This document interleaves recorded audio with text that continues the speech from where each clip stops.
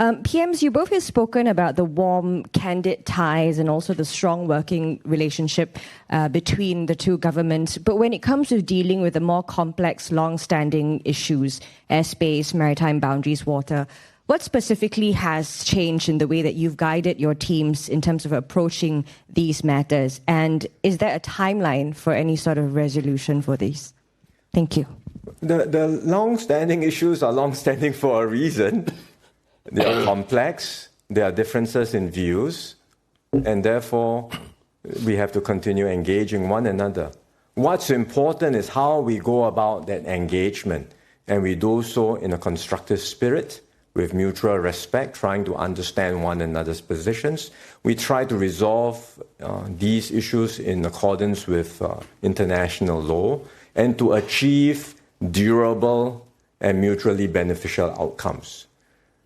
Not always easy to do that, but we can continue to talk and make progress. For example, on airspace, as you heard just now from Prime Minister Anwar, we had a very fruitful discussion today, recognizing that airspace management is not about sovereignty, it's about air management services for both countries and to meet the current and future needs of our respective airports. In Malaysia's case, KLIA and Senai, in Singapore's case, Changi and Seletar. And it's about recognizing that in a new environment where air traffic volumes have gone up, especially for Malaysia between east-west traffic, then we will have to look at how best to optimize the air traffic management services. And we are, both sides, committed to doing this through a joint study. And that's what we have settled, the principles, the parameters, and we are moving forward. Not completely resolved yet, but moving forward in a spirit of, in a constructive approach, in a spirit of working together and trying to find win-win solutions. So it's in that same spirit that which we will engage with the other outstanding matters. It's not so much to say we have to resolve all this by a certain timeline. We have to be realistic. But so long as we continue engaging one another, making progress, and importantly, even if we cannot resolve the issues completely, we do not allow them to color or to undermine the rest of our relationship. We can still cooperate in other areas, like the SEZ, which we are working together on. So that's the approach we have been taking, and that's, I think, a very good approach for two close countries, close friends, close neighbors to work together in a positive manner. Yeah. There are differences, of course, but there's no hostility. And we don't take action, neither Singapore nor Malaysia, to frustrate these movements.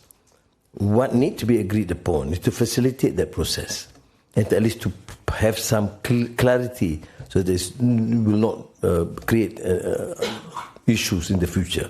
So I think you should at least compliment the present efforts in that direction.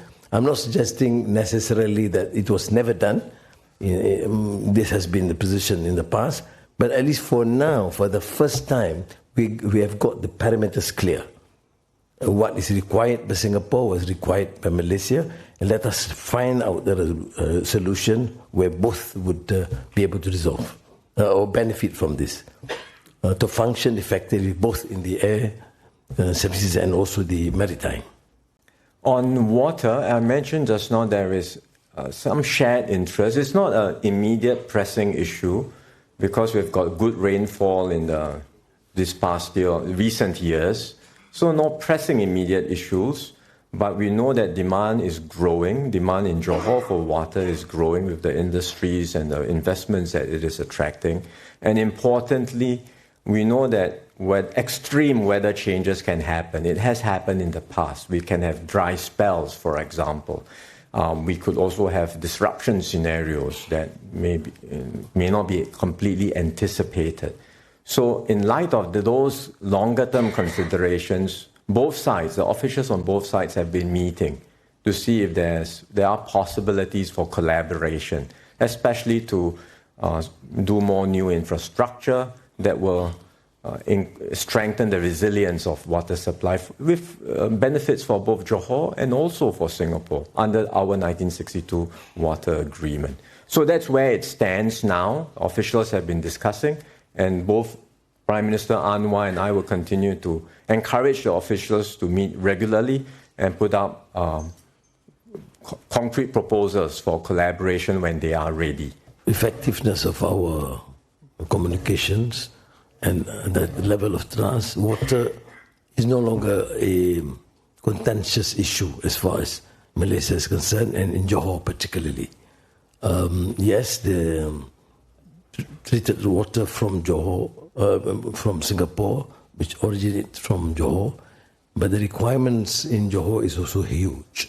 So any discussion in terms of the price mechanism that we initiated in the past would be more complex, because it would also affect a negative impact upon the consumers in Johor.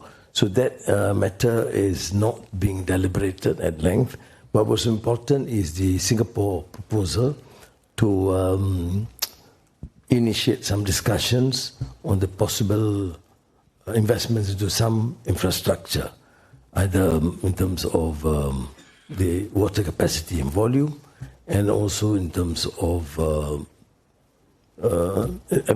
those affected by the pollution, to make sure the level of capacity and also the quality water. So I think that's an issue that we, the federal government and Johor, should look at it clearly. And I have also expressed my readiness to positively look at it, because it is interesting to note the fact that the capacity and volume water in Singapore, in Johor, would of course have an impact on Singapore.